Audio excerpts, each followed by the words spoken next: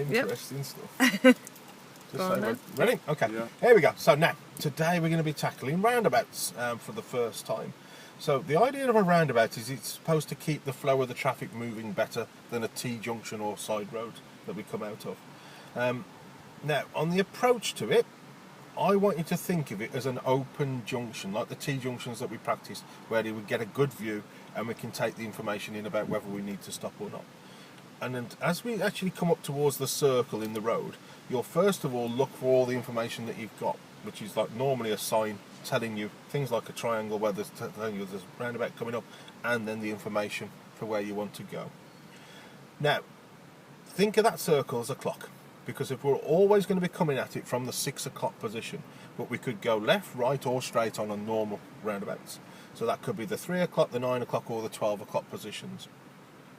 And the simple one is where we just go left, like the blue car in the picture, because you've done open junctions before. We just do our normal mirrors and signal. We reduce our speed down to the speed that we can feel comfortable, that we can take all the information in. And on today's roundabouts, you'll find that I'll be recommending you go under 20 miles an hour. Once we've got that information, if it's empty, we can just make the turn, just like a normal open junction. However, just like any other open junction, if there's things there, we're going to basically wait until it's empty. So if there are cars coming, they'll be coming from our right, going round the circle in a clockwise direction, and we just wait until it's our turn to get on. Now, generally speaking, you'll find going straight on is normally at the 12 o'clock position. And so when you get that, the best way we can do it is to approach it in the left-hand lane, unless the road markings tell us not to be in that one. And then when we're on the roundabout, you'll see something called lane discipline being made, which is where once we're in it, we're going to keep to our position on the lane as if it's got proper markings on the floor. So you'll keep to the left, almost like a letter C. Now, we can't signal on the approach because everybody will think we're taking the first turn, but we're not turning left, we're going straight on. So we've got to wait until we're past the exit before we want to get off, and then start our usual routine for coming off, which is centre mirror, left mirror, and put your left signal on then. So it's going to be done after the middle of the exit before.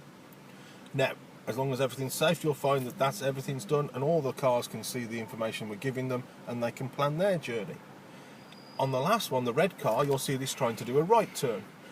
Anything after 12 o'clock, so 1 o'clock, 2 o'clock, 3 o'clock, 4 o'clock, is classed as a right turn because it's after the 12 o'clock position. So if there were 2 lanes on the approach, this is where I'd want you to do your mirrors and signal and move out to the right-hand lane, just like as if you're turning right at a normal junction.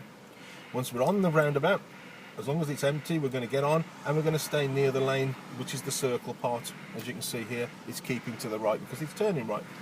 The fun starts though when we want to get off, because what we're doing is we're going to have to, after the exit before, check it's safe to come off the roundabout and swap the signals over. So it's going to be centre mirror, left mirror, take the information in, swap the signal over, and then move back to your normal driving position. Now, if necessary, we could have, if there were 2 lanes, come off in the right-hand lane instead of the left. Again, that would be determined by things like parked cars or slower moving vehicles, but we'll work that out together when it comes down to it. Now, if somebody tries to beat us because they see the learner thing and we don't feel safe to get off, unfortunately we may have to go all the way around again, but that is extremely rare. So hopefully though, we can just make our information obvious to other cars, and then we can do it. If there are 3 lanes, again, it's just important that whichever one you pick, that you stay in the lane that it's designed for. So if they go in the yellow car, they go into that centre lane, that lane 2 as you can see it.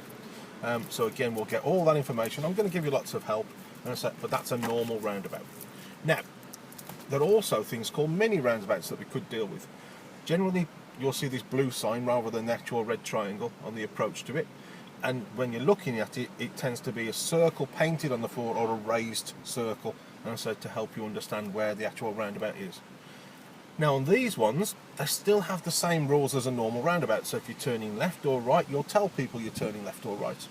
Where the real difference is the way that we work the signals and our road position, because there is only room for 1 car on the roundabout. So if we were imagining that we were going straight on, there may not feel like there's time to signal off. Or if you're turning right, you may not have time to swap the signal over because of the fact that they've got to do a lot of steering to get round that circle. But the most important thing for me when you're on these mini roundabouts is that we don't go over the circle itself, because as a car we should try our best to go round the edge of it. What you might find though is that there could be some vehicles that can't do that. Things like these big lorries, if you see that lorry coming towards you, you may think, hang on, he's going to be on our side of the road to complete his turn. And so if we'd have done what the red car had done here, we may find there's a real issue for safety. So if we see that, I'm going to ask you to recommend that you hang back until that vehicle's out of the way. Now, occasionally you may find that there are two roundabouts together, and on these you've got to treat roundabouts as if they're both separate ones. So in other words, if we wanted to actually go straight on from the blue car's position to that one over there, we wouldn't signal left to come off the first roundabout, because the red car would think we're taking his exit and he'll pull out. So therefore we've got to work out if we signal at all to get across there. Same goes if we were the red car going right at the first and left at the second. He'll come through and turn right, but he should then wait for the blue car that's trying to turn right as well, because it's a new roundabout. He doesn't have priority. As remember, it's always priority from the right. Now the main thing is just to get out there and have a go. So are you ready to do so?